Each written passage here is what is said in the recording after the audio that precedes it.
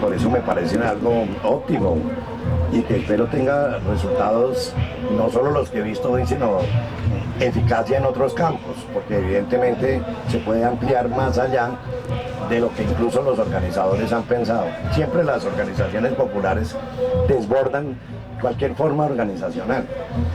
Y perdón el pleonasmo con aquello de organización, yo diría no organizaciones populares, sino las actividades populares desbordan a los organizadores mismos, lo espontáneo.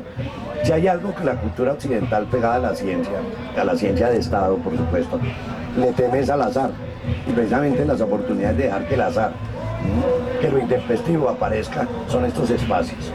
Y no lo llamemos nuevamente espacio público, sino espacios callejeros. Que la calle, pues en el sentido medieval nuevamente, insisto, es un espacio de libertad, de resistencia, de convivencia y de resolución de problemáticas colectivas. Entonces me parece maravilloso desde el punto de vista. Bueno, Jaime, no queremos que te vayas sin hacerte una pregunta al respecto de un texto que trabajabas tú, Jaime, para contarles. Ha estudiado el urbanismo y el modo de construcción, la historia del surgimiento de esta ciudad que hoy llamamos Bogotá, y elaboraba un ensayo muy interesante frente a una, podríamos decir, una Bogotá del siglo XX que se articuló y creció en torno a la carrera séptima, respondiendo a un modelo político de organización y de exclusión, precisamente de inclusión y exclusión de las personas, de las clases, de los intereses. Hoy esa ciudad ha cambiado y recuerdo mucho que hablábamos no menos de hace 5 años precisamente de todo ese plan que ya se planteaba, lo veíamos en la cátedra Antonio García, de qué manera ya existía un plan llamado Bogotá Cundinamarca Región para toda esta zona, ¿no? Como ya hay un nuevo modelo que organiza la ciudad y que hoy ya en nuestro caso está más atado con los intereses de gran capital, intereses internacionales. ¿Cómo lees tú el nuevo motor de desarrollo de estas ciudades en el siglo XXI?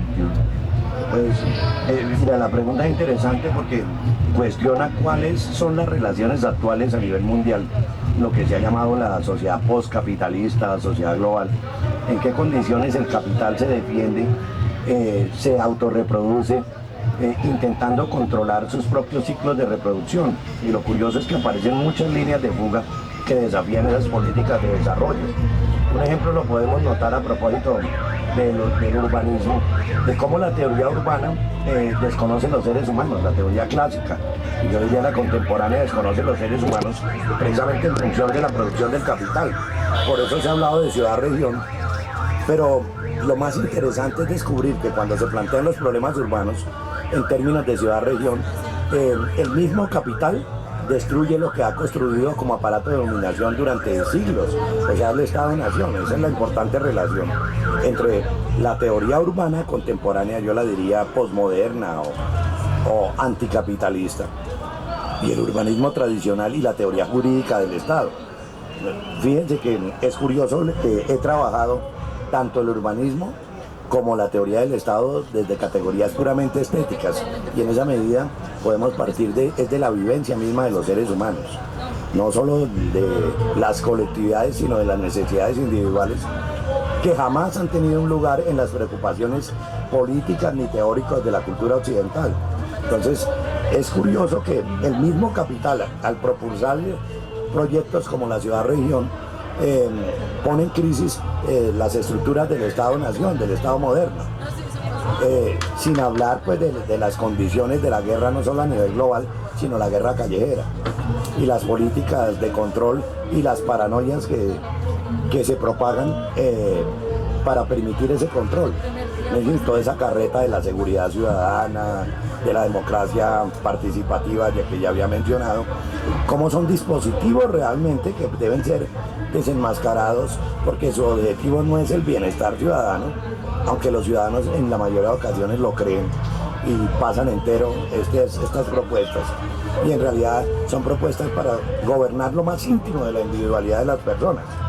De esa forma, por ejemplo, se controla la calle, las plazas, los parques, los sitios que llamamos públicos, Precisamente comentaba con Leonardo cómo para usar un parque, hoy en día usar una calle, es necesario tener una licencia, un permiso de las organizaciones estatales, gubernamentales. Cuando en realidad, si hay algo que atenta contra la libertad en los espacios públicos, no es tanto la inseguridad por culpa de pandillas amponiles o mafias urbanas, sino precisamente la más peligrosa de las mafias, que es la mafia de Estado y las mafias gubernamentales. Y tal vez resolviendo estos problemas colectivos directamente por la comunidad y por los individuos, es que se puede controlar los fenómenos de la seguridad, incluso afirmando que uno de los factores más incidentes en la seguridad ciudadana son precisamente las Fuerzas Armadas que defienden el Estado y la gubernamentalidad.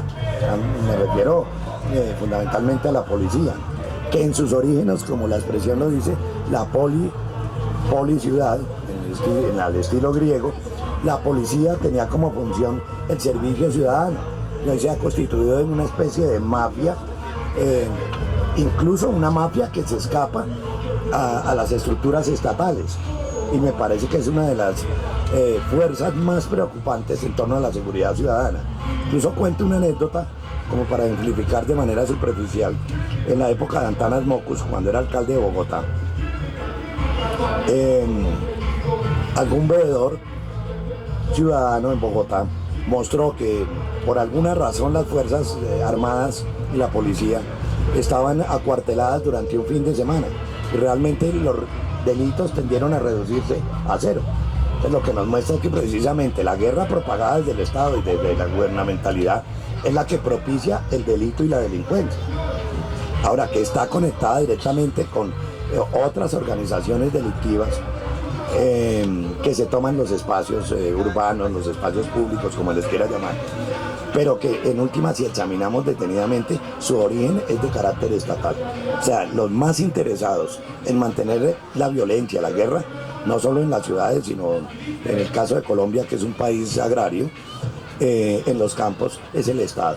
Además, porque es uno de los más productivos negocios del capital, la violencia, la guerra, etcétera. Entonces, yo creo que eso merece pues más reflexión, lo estoy diciendo de una manera muy improvisada. Muchísima más reflexión y pues bueno, ya... Además, porque si hay algo que el Estado le teme es a lo popular, y por eso su interés es designar las expresiones populares como expresiones delincuenciales, ¿no? Entonces, esa barrera, esa membrana es demasiado ambigua. Y precisamente este tipo de eventos son los que permiten delimitar y mostrar esos límites que digo son ambiguos, pero cuando la calle se toma con acciones pacíficas, es precisamente el mejor golpe que se da contra la violencia y contra las formas de guerra.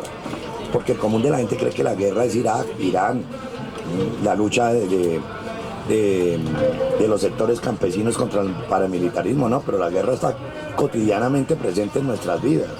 Está presente en los llamados espacios privados, a propósito de la violencia intrafamiliar, que está conectada precisamente con políticas de Estado, incluso hechos recientes que han horrorizado a la sociedad colombiana, como es el caso de Rosalvira Celis, quien fuera violada y asesinada en el Parque Nacional, tienen que ver precisamente con esas concepciones sobre la vida privada, la sexualidad, la vida íntima de los individuos, y en sentido aquel personaje al que se le acusa de la violación, para simplificar también superficialmente, no es sino un producto de las políticas capitalistas frente a la organización del cuerpo de los seres humanos y en particular de los ciudadanos. Es decir, para que un individuo llegue a este tipo de actitudes, como la del caso de Rosalvira, se pregunta uno qué clase de pedagogía se ha dado sobre su cuerpo desde la infancia, teniendo en cuenta que la pedagogía es una actitud siempre de Estado. ¿Cuál es el papel de la Iglesia? Pues, que en este momento, a nivel ecuménico, como utilizando expresiones eclesiásticas, está en una tremenda crisis. Primero que todo porque estamos presididos por un papa neonazi, que combate en la sexualidad, combate el uso del condón, combate las políticas anticonceptivas, por razones puramente capitalistas, se podría afirmar. Se quiere revivir la familia tradicional que prácticamente estaba muerta desde comienzos del siglo XX, finales del XIX, con el fin de mantener la célula que reproduce el capitalismo y la violencia del capitalismo en las vidas individuales. Entonces, si los filósofos del Estado llegaron a pensar lo particular que es la familia, hoy en día es urgente pensar la individualidad, y por eso puse este ejemplo. O sea, este sujeto llamado Javier Velasco, y lo pongo sobre la mesa porque es un evento que está en todos los medios en este momento, en internet, en los periódicos, en los noticieros de televisión. Más que verlo como un responsable, más bien es una víctima, un producto de las políticas pedagógicas del Estado frente a los individuos y frente al cuerpo de los individuos. Además, porque no es gratuito que la sexualidad de las personas haya sido controlada como la parte más íntima. Y digo, allí el papel del Estado y su alianza maléfica con la Iglesia es tenebrosa realmente. Y la gente no se da cuenta que sobre su cuerpo, sobre su sexualidad, ¿sí? Incluso aquello de lo privado y lo público, esa diferencia, se está ejerciendo una violencia. Y es lo que el capital llama cultura o civilización. Y realmente es una opresión brutal que estalla en casos como el de estos personajes y cosas más graves. Todo lo que ha sido la violencia paramilitar y más atrás la violencia liberal conservadora en Colombia, pues ha sido un producto del Estado propiamente dicho. Y no solo pues de los gobernantes de turno, sino es algo más profundo. Y precisamente la violencia que en este momento no solo se manifiesta en Colombia, por ejemplo, sino en Centroamérica, en México, con los descuartizamientos colectivos, las torturas, cada vez más brutales, más salvajes, que incluso ni en los peores momentos de la barbarie de los pueblos nómadas de la Edad Media llegó a presentarse de esta manera, porque hoy se utiliza además tecnología clínica, médica, incluso para las torturas, para los descuartizamientos. Previamente hay que caer en cuenta que estas políticas han sido propagadas por estas formas de gubernamentalidad y por fortuna, y es lo que me parece optimista, el Estado está en una crisis enorme, tan enorme que Europa prácticamente está en quiebra, y nosotros como sociedades dependientes del primer mundo pues vamos a sentir fuertemente las consecuencias de esta crisis que ya se preveía desde el siglo XIX, porque es una crisis enorme del capital, es una crisis total, de la cual solo estamos viendo sus primeras manifestaciones. Y cómo se refleja eso precisamente en las sociedades, y en las sociedades incluso marginales, a nivel popular.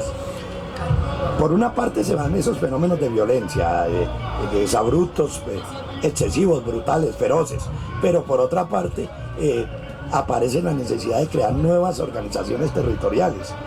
Y es ahí donde nuevamente recalco, el tipo de organizaciones que ustedes están implementando, la gente que participa en ellas comienza a descubrir que existen otros horizontes, otras formas de vida, otra forma de concebir la sexualidad, la reproducción, las relaciones con los vecinos, otra forma de manejar las violencias intrafamiliares.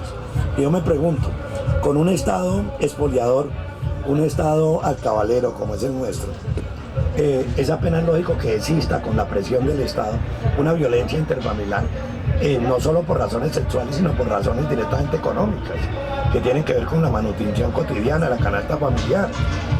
Es más, lo que es sorprendente es que haya más violencia intrafamiliar. Y sobre todo, lo más curioso es que en las localidades populares en Bogotá, a propósito de las políticas del anterior gobernante al actual, de la llamada seguridad democrática, lo que se ha descubierto es que en muchas localidades la violencia y la inseguridad es más profunda al interior de las casas o los apartamentos, llamado espacio privado, que en la plaza pública o en la calle. Entonces esto es muy significativo, y la responsabilidad total es del Estado y de las ciudades y el territorio urbano, gobernado mediante instrumentos estatales. Y nuevamente recalco, no es sino reproducir la problemática y ahondarla, como se reproduce un virus en las pestes. Bueno, Jaimito, ya como lo escucharon, este es un abrebocas de planteamientos alternativos, enfoques alternativos frente al modo de comprensión de algunas relaciones que estamos viviendo como colombianos, que seguramente vamos a ir proyectando para realizar posteriormente un seminario en el que profundicemos por qué algunas de las cosas que aquí se han adelantado, que seguramente pues para algunas personas les ha sonado como extraño, porque no están habituados precisamente a que se haga una exposición diáfana, ¿sí?, sin tener que guardarle respeto a las instituciones, sino precisamente mirando a ver quién es el responsable de cada cosa. Jaimito, entonces, aquí con el profesor Jaime Toro le queremos agradecer mucho este pequeño abrebocas para el desarrollo y la reactivación de futuras escenas de educación popular en seminarios, en espacios alternos que estaremos realizando con las organizaciones sociales dentro de la ciudad.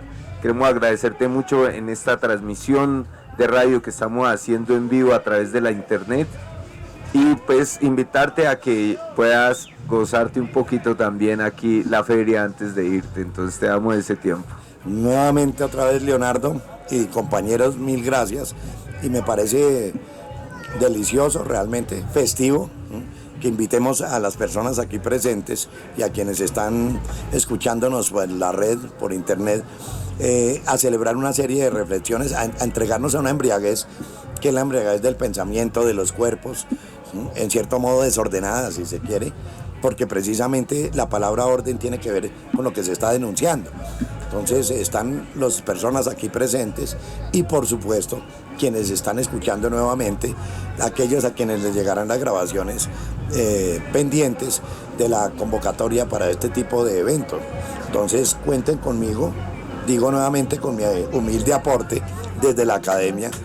Ya pues en años ha sido la experiencia con ustedes con sectores populares, reflexiones de diverso orden. Entonces esperamos que revivan, porque esto no es algo que comienza, esto es algo que está continuando, que ya lleva años. Así que por lo menos a mí me ha desgastado las neuronas y el organismo. Entonces ya todo queda en manos de ustedes los jóvenes, ¿no? Bueno, Jaime, entonces muchísimas gracias. Aquí devolvemos la señal de Radio Techotiva a nuestros estudios en la calle, transmitiendo en directo desde esta caravana pluricultural por el occidente de Bogotá. Y ahora sí vamos a Quintería. No, mentiras. Techotiva llegó, óigala. www.radiotechotiva.tk